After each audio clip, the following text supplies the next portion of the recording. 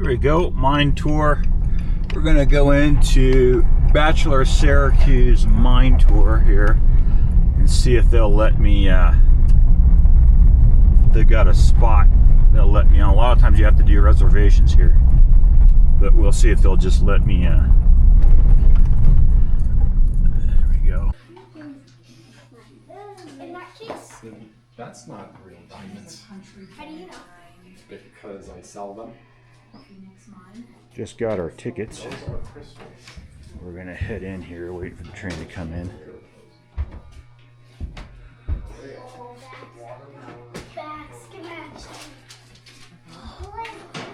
Daddy, a basket. But we have it cut already. Mommy, that was Shrek. Shrek does that? Yeah. What does Shrek do? What does Shrek do? What is that? Ah, back scratcher, huh? Yeah, I used to have one of these back in the day. Then I got married. Pretty neat. What was it? This This one go this way and this one go this way. Yeah, she got the tickets. Where do they park here? We start right here. Stuck. Hi there. Pretty cool. Just waiting for it to the tour to start here. Maybe a few minutes away still. We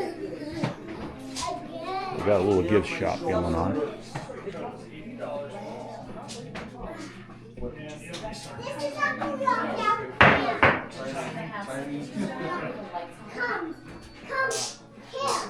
Come where? All right, here we go. We're headed in. Got to get hard hats, apparently.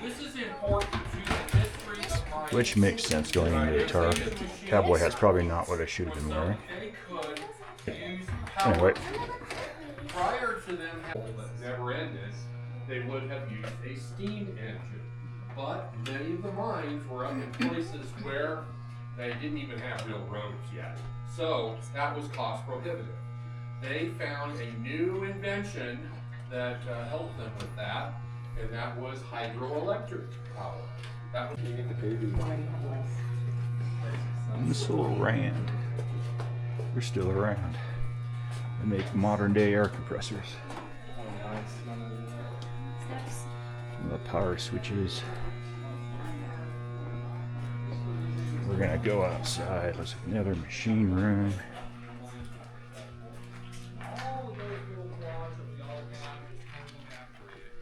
And they got backwards for long. They got, because they were getting lesser quality ore at that time.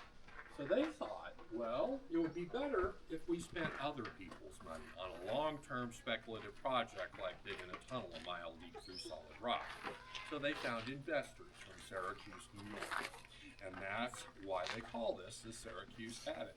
But it was successful after they got finished. They were able to continue mining here for 100 years all told.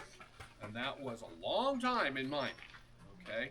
What shut them down in the mid-1980s was not a lack of ore. They had still plenty of silver and gold left in the mountain. But what shut them down was Wall Street speculation. You might remember a couple of guys from Texas named the Hunt brothers. They drove the price of silver way up high buying futures in the silver market. Other people joined in and it was an investment frenzy. The price went way high. That's a good thing. But then, at the right time, the Hunt brothers sold short and made the price go down low and stay low long enough that most of the mines around here went out of business. It was hard times for a lot of hard-working mining people. But here, in this mine, they looked around and say, gosh, well, maybe there's something else we can mine. Tourism dollars. We are so glad you're here. Now, we're all going to go in about 1,500 feet into the Syracuse Adit. There is a place to sit down when we get to the back. I'll show you a few things along the way. We have a larger group. If you happen to be one of the last ones taking up the end, keep pushing forward, and you'll be able to hear the commentary. Otherwise, if you're back there 100 yards, you're not going to hear squat. All right, let's go, guys. Come on with me. All right, watch your head and watch your wind.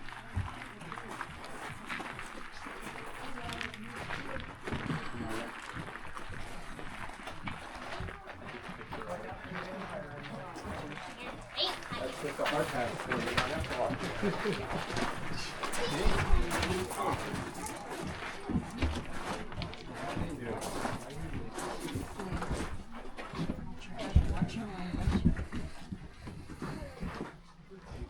You can't fish here, Leo.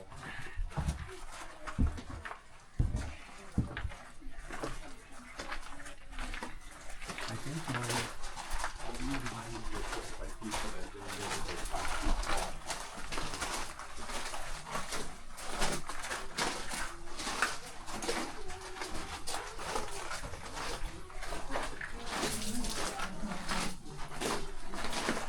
Not gonna lie, this is pretty cool. The temperature drop in here is notable. It's probably 50 degrees, 45 to 55, somewhere in there.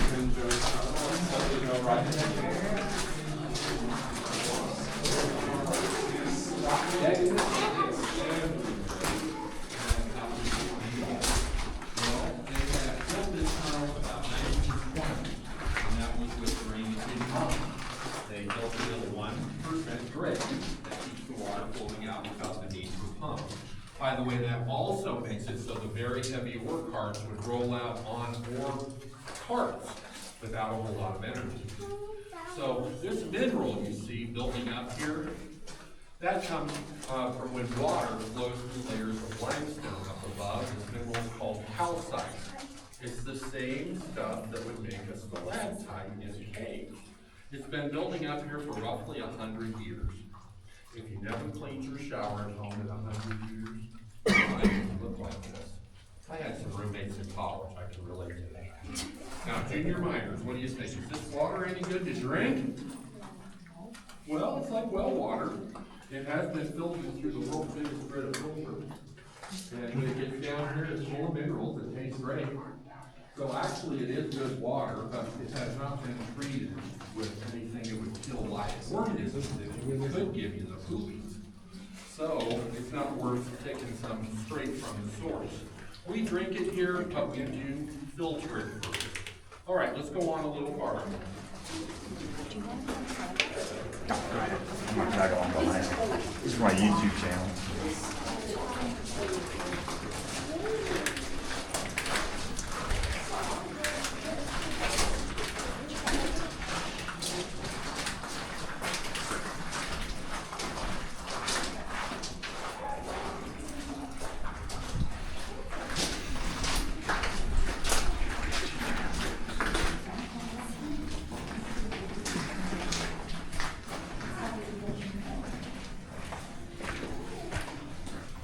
Oh, that's weird. Had a weird screen pop up there. You definitely tell we're starting to get deeper. You just have that sense. It's definitely getting dark in here.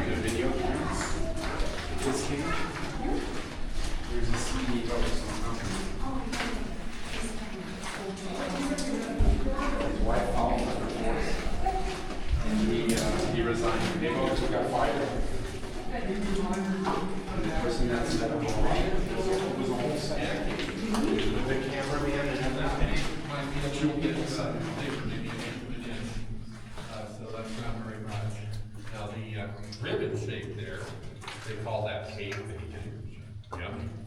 And then down here on the wall, they have little bumps. They call that popcorn. Now that looks like a 1970s living room scene. Now these wooden stakes, they are about every 8 feet apart. And they mark the progress that the miners made in an 8-hour shift.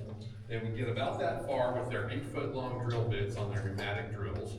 Then they blast the rock loose with their explosives. Then they pick up the loose pieces and throw them into an ore cart on the tracks that they laid as they went. Then they start all over again when the next shift came on duty. But they put these wooden stakes up there for the engineer, who was an important person in keeping them on target. Now, the engineer, he would hang tools from that and lighting. One of the tools was a plumb bob, and that would hang down and show you what straight up and down vertical was. And from that reference point, they would build this tunnel at a 1% grade. That kept the water flowing out without the need for pumps. But it was also so they could keep on target and hook up with the bottom of the rest of the mine a mile in. You wouldn't want to be off by any distance after several years of work. And actually, they were so good, they came within 6 inches of spot on perfect over a 9-year period to complete this project. That's really remarkable considering they didn't have many of the tools we would depend on today, like lasers and GPS and things like that. So you know how they did it, junior miners? They did it with math. Do you guys like math? Yes.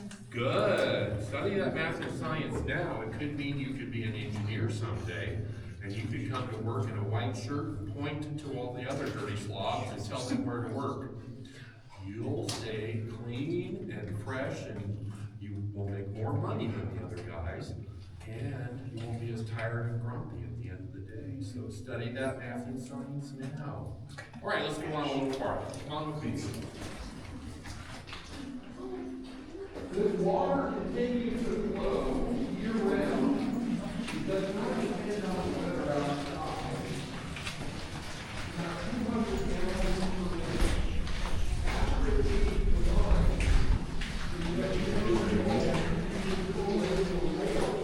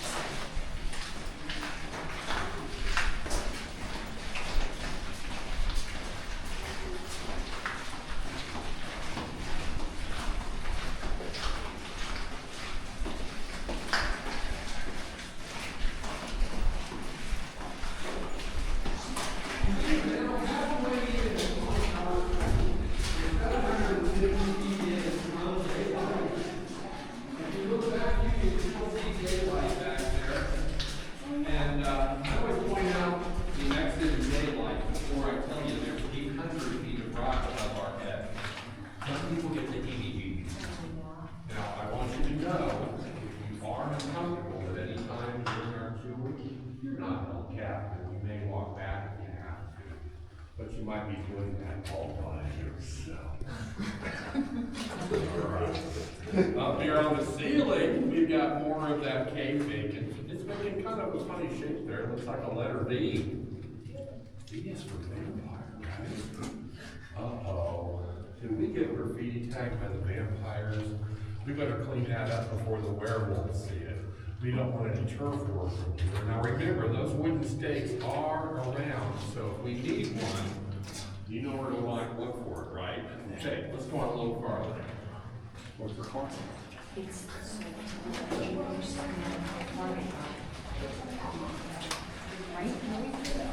When they were built.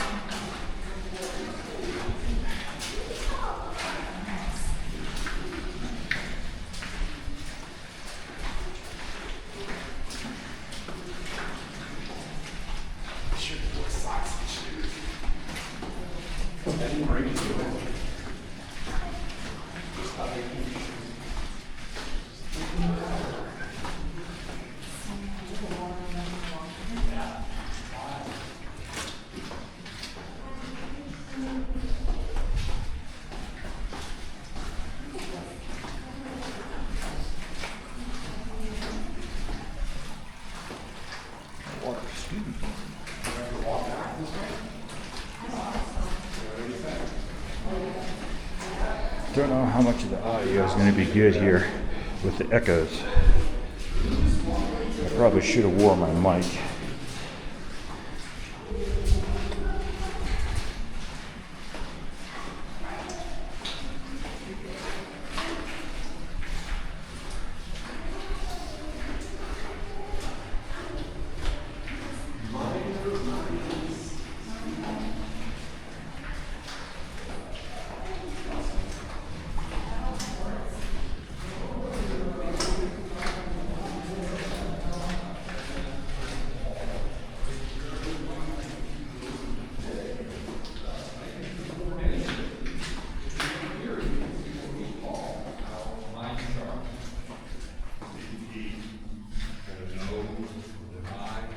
There's several sets of teeth around here. And then over here, we have one with his mouth wide open. Folks in the back, I'm sure you can't see, so I'll give you a chance in a minute. So that one there reminds me of an old movie, Jaws. We might need to leave the road. Now, down here, we have a different kind of teeth, fangs. Yeah, that's the last vampire. Don't worry, he'll never bite anybody again. He is stuck in timeout. You have to think about all the things he's done. Too bad, vampire. Now the rest of this, if you look at the whole big piece at once, to me, that looks like a big huge cinnamon roll with a lot of sweet chewy icing. Oh, yeah. That sounds like a children's book to me. Jason and the Giant Cinnamon Roll. All right, now the first half of you, would you go on ahead? There's a room ahead with benches. Go and have a seat. We'll be right behind you. Hi. Now here, there is our line chart. And then over here, there's another one. The teeth, mouth wide open. And then over here, we have the last vampire. So that's what I was talking about while you were back there. So now, if you're done, go on ahead, and there's a room there with benches, and I'll be right behind you, and I'll tell you something that maybe the others won't hear. Now, this whole area, this here, this red sandstone, a geologist would say that this was once the bottom of an ancient ocean or inland sea, and then the Rocky Mountains formed, and they pushed everything up over a mile above sea level. Now, during that time, there was a lot of volcanic activity around here. And that extreme heat and pressure from steam pushed molten material into cracks and fissures in this sedimentary rock. And that is how veins of ore came to be here.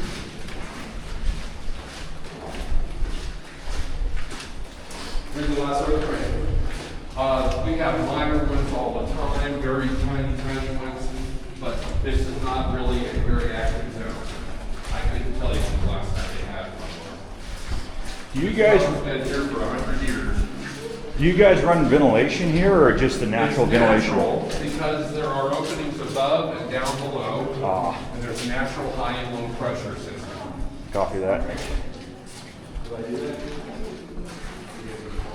All right, everybody have a seat, and I'll tell you why we have a room here. You know, 100 years ago, they had no idea that I would be here giving tours. So they didn't build this room for me. They found some silver ore here, and this is what's left behind. They were working their way back towards the rest of the mine, which is still 4,500 feet that way.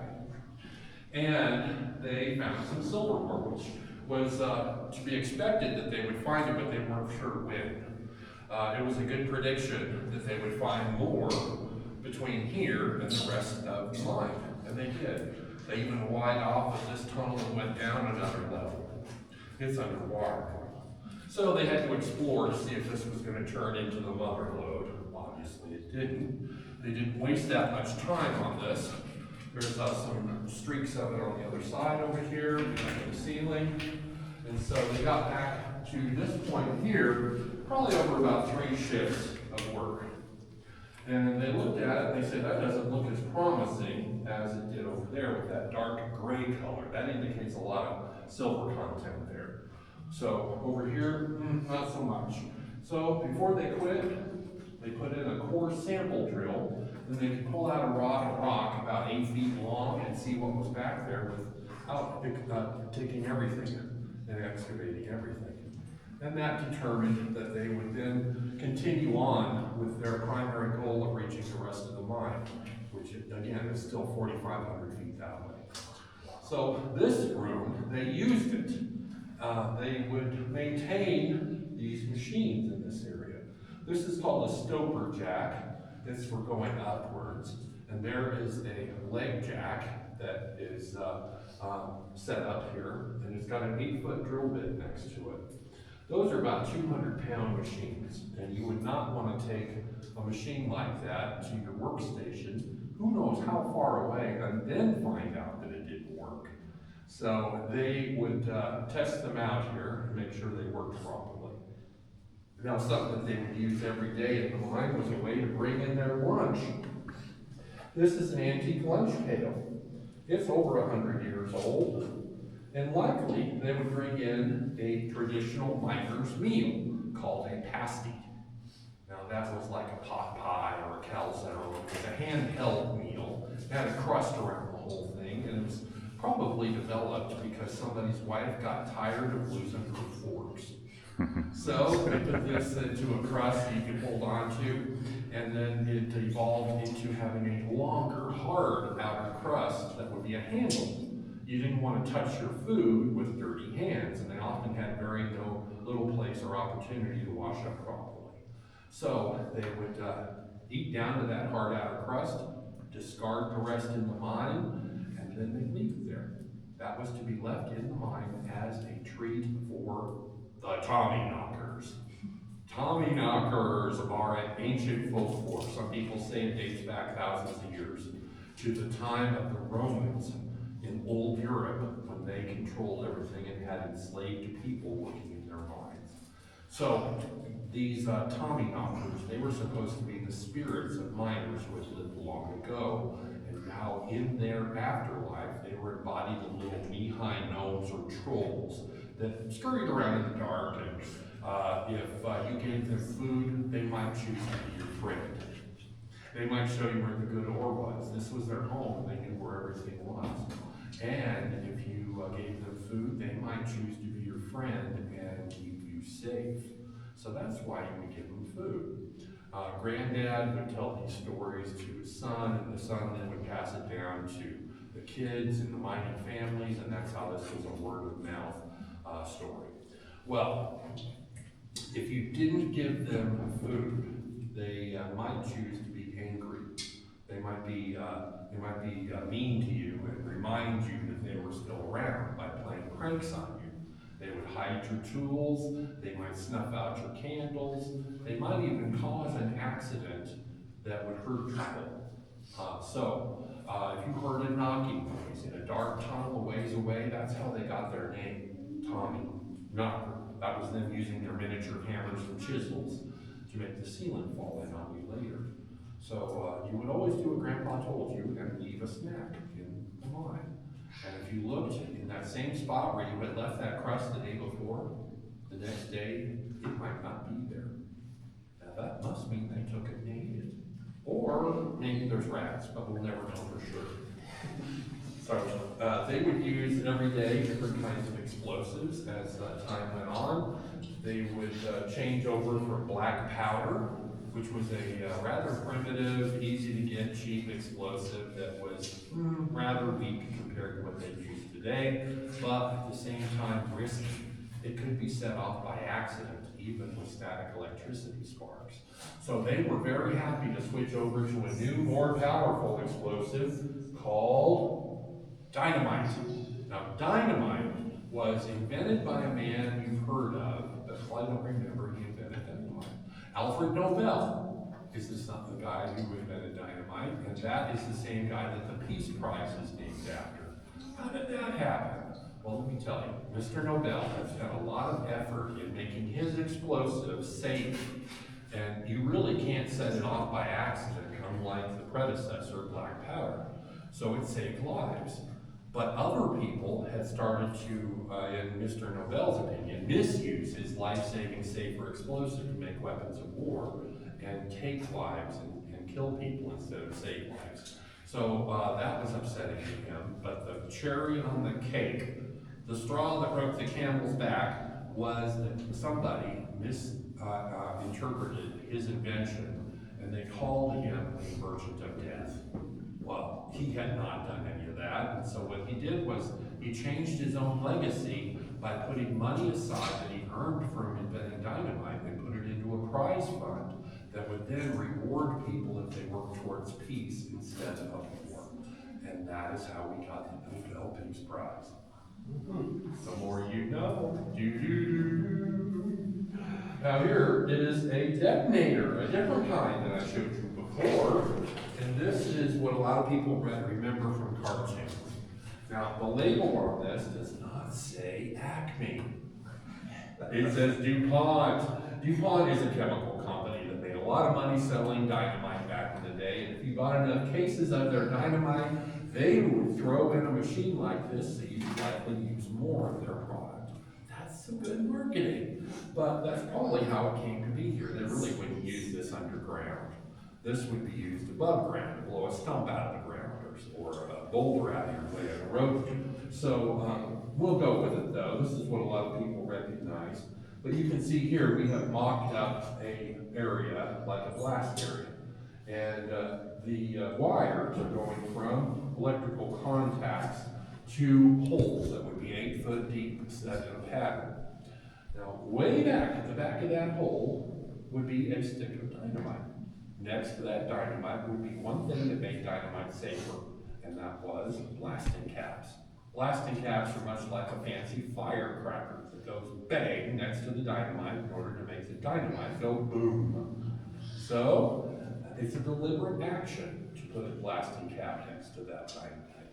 It's also a deliberate action to hook up a wire to the blasting cap and then power it with an electric charge that would set it off. All of those deliberate actions are adding up to make it much safer than the previous black powder that could be set off easily by accident. So in order to make it all go boom, you would just push down on this, and it would then fall apart in my hand. Darn it. Okay, so anyway, moving on, we've got this diagram, and that has not changed much over the decades and actually centuries. It has been perfected. They would start this process in the center and then very rapidly work their way out, keeping rocks bouncing off of each other with momentum. And in the outer edge, they would end this process, finishing up on the bottom. But in the middle, they left one part empty on purpose, and that had to do with physics. You had to have a void in the middle there so the energy could fill it. Without that hole there, all energy just comes straight out of the holes. It doesn't do any work in breaking the rock. It's really very clever. Now, the bottom ones, called lifters, they were last. They'd be by the floor, and they would break the rock, lift it up, and push it out of the hole. And that would then make it so it would be easier for a worker to pick up and haul out of here. That was called mucking. Yeah, just like in a horse stall. So they used a lot of livestock in here. In the early years, they used a lot of donkeys. Donkeys in a line. That's kind of a fun concept to think of. Now, who's going to be my junior minor assistant here? Would you like to help me out? No? Okay. How about you? Come on up. How old are you, young man? Well, you are the right age. You know, at 12 is when they would have started a young man working in the line. Especially if they had a dad or an uncle to look out for them. But no more school for you. No, you, well, before you sign up on the dotted line, I want you to know what you're getting into, okay? They would be drilling holes most of the day, a 12-hour shift. And that's before they had the power tools to help them. And, nobody gets down with a sledgehammer. Now you, in this partnership called Double Jack, are the shaker. Do you know why they call you the shaker? No, if you have any wits about you, you might be a little nervous. Accidents did happen. You see, in very poor lighting conditions, working 12-hour shifts, it was likely that once or twice a day, a person would miss their mark and follow through, and they might actually smash your hand. So, I don't want to do that. You see, Stan the boss sat me down and he said, Jason, if you get any more kids, I'm going to have to let you go. I like this job. It's a good gig for me, and I don't want that to happen. Yeah, so are you ready? Do you trust me? Sure. Why do you trust me? You know, I am not really a miner. I'm a tour guide. So these photographs might be useful in a court of law or on a therapist's couch decades from now to explain why you are the way you are. Are you ready? Okay.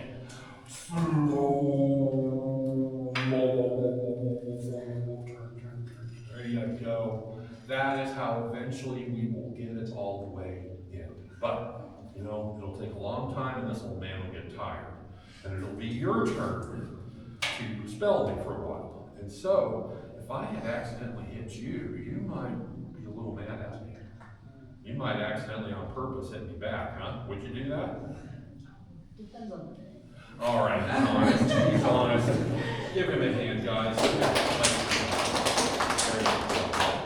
Thank you very much. Now, these men working in a mine like this, before they had electricity, they had to see what they were doing. They frequently would be using candles. Now, candles put out a pretty weak light, but they were portable. You could keep an extra one in your pocket, and they were, relatively speaking, affordable for the men who had to buy their own supplies. They did not give them anything to do the job they needed to do. They actually tried to make money off of them. So they could potentially buy their supplies downtown. The merchants would be overcharging everybody. If they wanted to buy it from the company store. But you know, they wrote songs about that company store. 16 tons, and what do you get? Another day older and deeper in debt. You owe your soul to the store. They tried to keep the men in debt because it's hard to move on if you're broke. Now this is how they worked, long 12-hour shifts. How do you even see the end of that rod and hit it and not miss an inch of your coworker? Hey buddy, you want to try this in the dark? All right, so now you know, they would have to have one or two more candles strategically placed. They would be on your hat. They didn't have hard hats yet. These were cloth or felt hats, which were flammable. But you could then, with a candle on your head, see the end of the rod, which had a polished end, and it would reflect a little bit of yellow or orange light. So that was how they could see their target and hit it thousands of times a day during their 12-hour shift. Very hard, monotonous work. But, you know, the hardest part might be you would never see the sun. That is no good for a person's mental health. They never heard of anything called seasonal affective disorder, nor had they ever heard of anything called Prozac. So, these candles, they are a primitive oxygen sensor. If the flame gets low, that was your warning to get out to fresh air. But if you started work at 12 years old, you might not finish school, and you probably would explain that as a warning from the Tommy knockers to help keep you safe.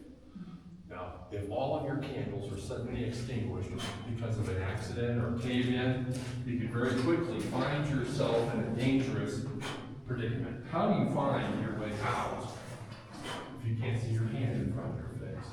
You would have to feel your way out. And if you could, you better remember, where are you in the mine? There are open mine shafts. A person could stumble down over 100 feet to your death. Where is that light switch? Oh, there it is. Okay. Now, you know, these guys working for somebody else in a mine that did not belong to them for not getting rich. They were making a living. Around 1900, it was about $3 a day if you were experienced as a miner. But the people who were really making money around here were the owners.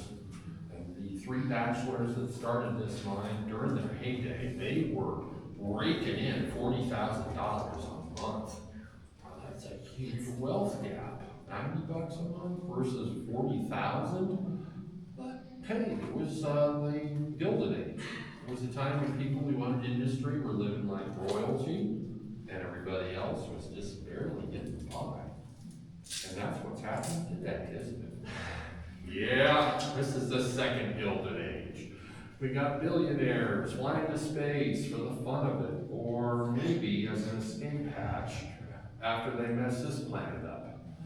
I don't know, but anyway, we have oligarchs calling the shots in government. They are influencing legislation and our government with their money, and our vote is diluted. You know, it really doesn't matter. Our legislators are bought and paid for. Now we have the judicial system heading that way too. Anybody got an extra RV laying around? All right. Now, the French, they had a solution to this revolution and the guillotine. I am not advocating violence. But you know what worked for the men back around 1900 around here? Unions. Unions changed things, and then they could then have more of a say in their own workplace. And so that might be the solution that helps us. Now, I'm getting a little old, long in the tooth here to be doing anything extra like that. But you guys, it's up to you. What world do you want to live in? Do you want to be bossed around by people who make more money than they can spend in 100 lifetimes? Or do you want to have a better piece of the pie? So, unions, they helped them back around 1903 in this area. There was a big strike over an 8-hour shift, something that we might now take for granted. But back then, they were working 12-hour days. They heard about a place where they treated people much better. There was a mine in this area called Camp Bird. Now, Camp Bird was owned by the Walsh family. It's up Yankee Basin Road, about 5 miles from here. And they treated their workers better than anywhere else. They paid better. They also started an 8-hour shift voluntarily. And they did that because they figured out that 12-hour shifts were where fatigue would set in, and then people would take unnecessary risks, and that's where accidents would happen, and people would get hurt and killed, and they'd have to spend a lot of time cleaning up that mess. So they voluntarily started an 8-hour shift. They also fed these workers better with a chef from a hotel that they previously ran, and they built a special dining hall and a boarding house. It was more like a fancy hotel than it was a dormitory and a cafeteria. So these guys were happy. They never left. They were loyal. They never had a labor strike at Camp Bird. Now, around the area, people learned about this, and they thought, if they didn't do that, why can't they do that a few miles away where they were still working 12-hour shifts for less money? Well, they formed a union called the Western Federation of Miners, which became very powerful in the area, and they striked around 1903 for an 8-hour shift. Well, that went over like a lead balloon with the owners of the mines. They called up their buddy in high places, the governor of Colorado, Governor Peabody. And Governor Peabody was deep in the pockets of these wealthy mine owners. And he said, well, okay, yeah, I will help you shut down this strike and this union, but you gotta give me some cover, because the rest of my constituents, they wanna know that this had been a violent strike before I call in the military and declare martial law. Well, it hadn't been a violent strike. It had been peaceful up to this point. So what do? Well, they had fake news. Imagine that. That's nothing new, guys. They had a newspaper back then that would make these striking miners out to be murderous thugs and violent, and how unsafe it was in Telluride. Well, the person who allegedly had been murdered, they never found the body because he was alive and well elsewhere. But it was enough cover to give Governor Peabody enough that he could then declare martial law. They brought in the military, they kicked all the striking miners out of San Miguel County, over where Telluride is. and then they came over here, many of them to Ouray. So then they learned that they could go up the back mining trails past Camp Bird, over Imogene Pass, and then down into the places that they had striked from. Well, now they were fighting mad. They started shooting back at the military. They had easy access to explosives that they made bombs out of. Well, it had been peaceful until the government got involved. But then it got really rough. Now Governor Peabody was under a lot more pressure to shut this down. So what he did now was he told the military to put a fort up on top of 13,000-foot Imogene Pass. It's still up there, guys. It's called Fort Peabody now after that crooked governor. And it was effective because it was a bird's eye view. It's not very big. It's only a shack about half the size of this room made out of stone. But you can see it now. It's up there. And they had a machine gun with orders to shoot to kill any of the striking miners before they got anywhere near the mines and mills when they had worked in them strikes. All that was over an 8-hour shift. Now, some things like that are starting to go away, you know, benefits, the safety regulations, OSHA, EPA, all that stuff they want to get rid of. Oh, it costs too much money. No, that's what the unions help to get, so that it would be safer for them and their families, and for the generations that would come after. Well, why do they want to get rid of that? Why do they want to get rid of the unions? Because they want to make more money. More money. Too much is never enough. All right, guys, it's up to you. Like I said, now it's time for us to go back out into the 21st century in daylight. I want to thank all of you for coming.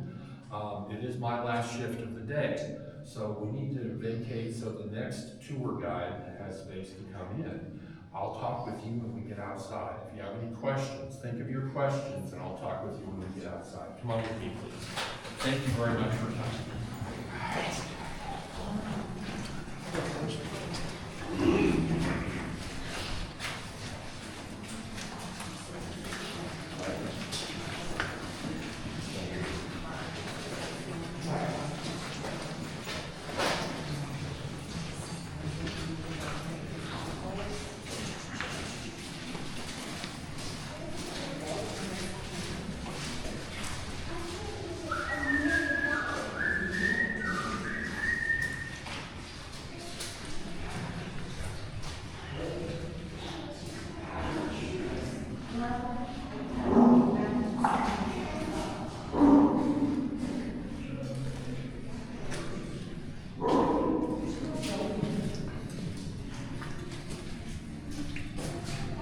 Pretty cool.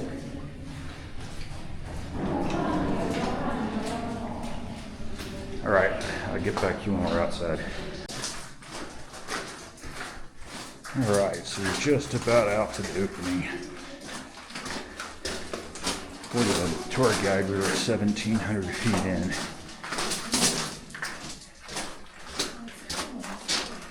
And we're just now walking out.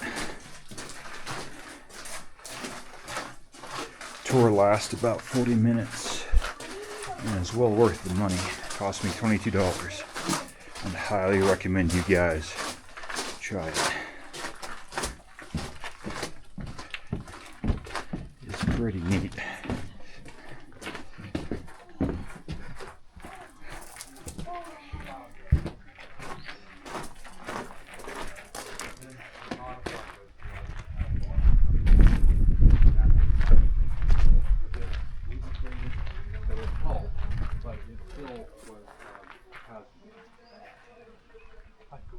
Over here if you're done with them. Thank you very much. Did anybody else have questions? Anything I can try to elaborate on? You said they came down to the top? The top down from. Still up there? Yeah, it's up there, but the opening is blocked off with gate. All right, just got done Bachelor Syracuse mine tour. Heading back to the truck. That for $22 was well worth the money. You walk in it now. You don't ride the Ouray Colorado. When I was a kid, you'd actually ride in on a little miniature train. And they did away with that in 2010. So you walk in. Easy walk, pretty much flat. Well worth the money. Probably have to edit some of that out because the YouTube guidelines not allowing the videoing of minors, which I don't think I got anybody's face, but yeah, well worth the money.